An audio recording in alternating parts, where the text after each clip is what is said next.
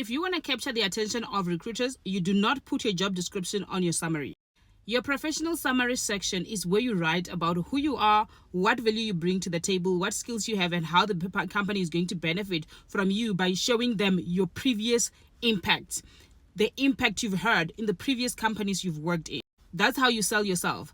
But also, a lot of people make this mistake of actually copying and pasting the job description into their experience section. Big mistake. Again, your CV is not standing out. It does not have impact. It's not showing what you bring to the table. So you really want to put in the numbers and quantify your impact. So you're not going to copy your job description to your CV. You are going to take the bullet points from your job description and flip them into impact statements. This is how you're going to write it. If, for example, you were a receptionist at a company, you are responsible for answering phone calls. You're not going to just write you answered phone calls. No.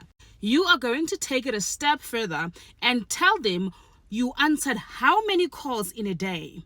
You've used which system in that whatever switchboard.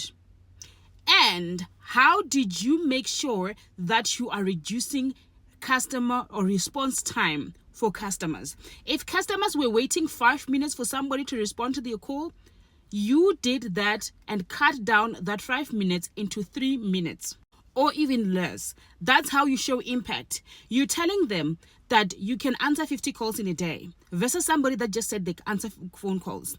You see the difference? Somebody that just answers phone calls is not telling us how many. They could be answering 1 phone call in a day, or they could be answering 10 calls. But when you said you answered 50 calls in a day and you've used this particular system, you are giving them a keyword that's going to rank your CV into ATS. So that keyword will be the system you've used in that call center.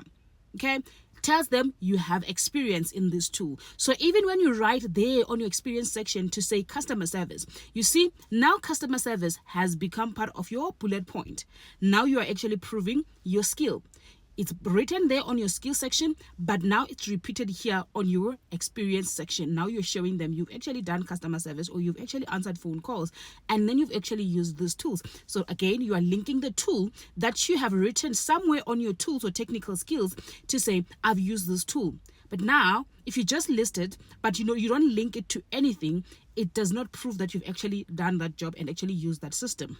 So that's how you write your experience section. Make sure you show the impact, you put in the numbers, you also include the tools, the systems, the softwares, the frameworks that you've used to actually perform the task.